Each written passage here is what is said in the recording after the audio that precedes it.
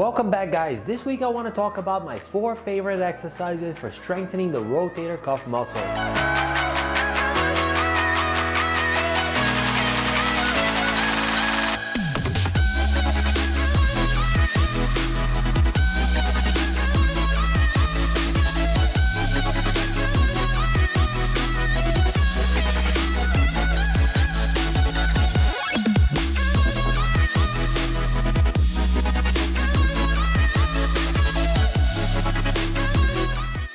Welcome back, guys. So the rotator cuff is definitely one of those body parts that regardless of what you do will take a lifelong beating.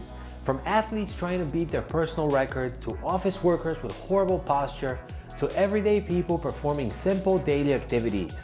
As a firm believer of being proactive, I think it's only reasonable to do what it takes to prevent the inevitable, especially when strengthening your rotator cuff is really easy and takes only about 5 to 10 minutes, 2 or 3 times a week. But before we get to the exercises, I wanted to briefly go over what is the rotator cuff. The rotator cuff is a group of 4 muscles that, along with the ball and socket structure, allow for the shoulder's impressive 360-degree range of motion. However, with age and excessive use, those muscles, and often the tendons that create the sleeves that hold the ball and socket together, get damaged and often impinged.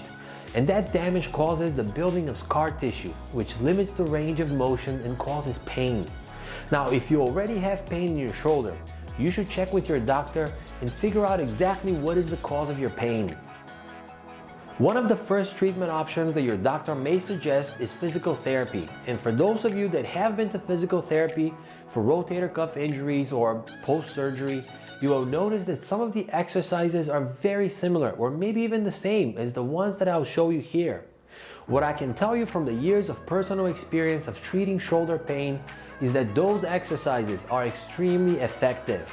And when performed carefully and consistently, they can help heal your shoulder.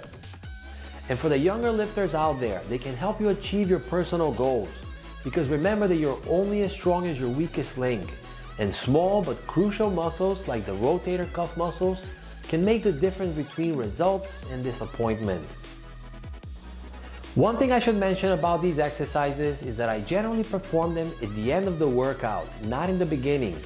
The reason being that those muscles are very small, and if you get them tired prior to the workout, then they could limit your power output for the bigger muscles even more. Of course, unless you're doing legs. But even if you're doing legs that day, I would still not recommend them in the beginning of the workout, unless you already have pain in the shoulder and want to focus on those muscles. As a general rule, if you're doing those exercises for preventative purposes, then there's no need to place any priority on them by putting them in the beginning of the workout. The other thing is that these exercises do not need to be tied to a workout at all. For that reason, I would recommend getting resistance bands, which you can easily bring anywhere. I personally like the tube bands because they have the door adjustment and a handle. Also, the tube bands generally have more resistance options that can easily be adjusted. One final thing, the point with these exercises is to strengthen the 4 rotator cuff muscles and not to lift the heaviest weight possible. In fact, the #1 thing with rotator cuff exercises is proper form and not the weight that you're lifting. What I recommend is that you stick to the lower range of the fast twitch muscle fibers, meaning that you stay between 10 and 20 repetitions. So what I do for each of those exercises is 1 warm-up set and 3 to 4 working sets. My warm-up set is with the weight that I can do about 20 repetitions. Then my first working set is with the weight of about 15 repetitions, then 12 repetitions, and then 10 repetitions. And for the final set, I go back to the weight or resistance that I can lift about 15 times. As you can see, I pyramid the weight or resistance just like I do with any other muscle group. The only difference is that I stay at the lower range, and I also do not do any drop sets or negatives. Be careful not to overtrain those muscles because your shoulder will be stiff for days. Anyways, let's get to the exercises. The first exercise targets the external rotation. Basically, you stand with your feet at your shoulder width and knees slightly bent so you're more stable. Grab the resistance band with your outside hand and move it away from your body by squeezing your shoulder blade toward the middle of your back. Some people prefer to use a towel to support their elbow. That's totally fine. I generally don't because I've done this exercise for years and have built up enough of a mind-muscle connection. The most common issue that I see with people doing this exercise is that they use too much weight or too much resistance. You have to make sure that you're not moving your elbow or turning your torso because that would activate the back muscles, and that is not what you want to do here. To avoid using your back muscle, I recommend moving your elbows slightly toward the front of your body. This prevents you, to an extent, from engaging your back muscles. Another common issue is not keeping your elbows tucked in because you're trying to create a larger range of movement than is actually necessary. Or often you have a better mind-muscle connection with the deltoid or shoulder muscle, and you let your delts take over. This is where the towel will be also helpful because it will remind you the moment that it falls that you let your elbow drift away. One final thing I wanted to mention here is that you may have seen some people performing this exercise with a dumbbell or other weights. The reason why I recommend the resistance band is because they actually activate the rotator cuff muscles better than using a dumbbell in a standing up position. The next exercise is internal rotation. The position of your body here is the same, except that this time you use your inside hand to grab the resistance band.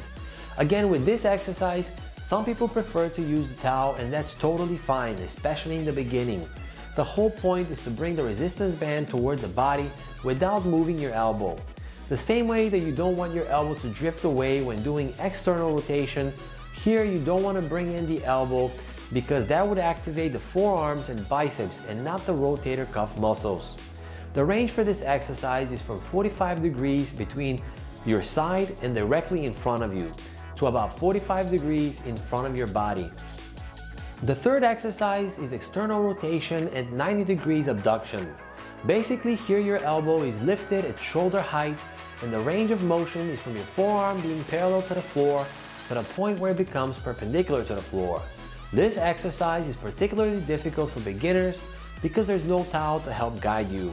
This is why the most common mistake that you should be mindful of is pulling with your shoulder and activating your rear delts. To fix this, I always recommend beginners to do these exercises in front of a mirror so you can watch your form and build a proper mind-muscle connection. Also, doing them one arm at a time will help you focus on the task at hand. The final exercise is called the full can. This exercise isolates the supraspinatus muscle, which is one of the rotator cuff muscles, while not engaging the side and front shoulder muscles. The way you perform this exercise is that you lift the weight at a 45 degree between lifting straight up in front of your body and lifting on the side as a side raise. When performing this exercise, make sure your thumb is on top. I would also recommend, if you've never done this exercise, to begin with lifting your arm up at about the height of your shoulders. As you progress, you can lift your arm higher. Alright guys, that's all for this week. Thank you for watching, and thank you to all of the new subscribers that joined the channel this week. I really appreciate all of your support. To everyone that is not subscribed, please scroll down, hit the like and subscribe. Your support motivates me to keep making more workout videos like this. Thanks again for watching and see you next week.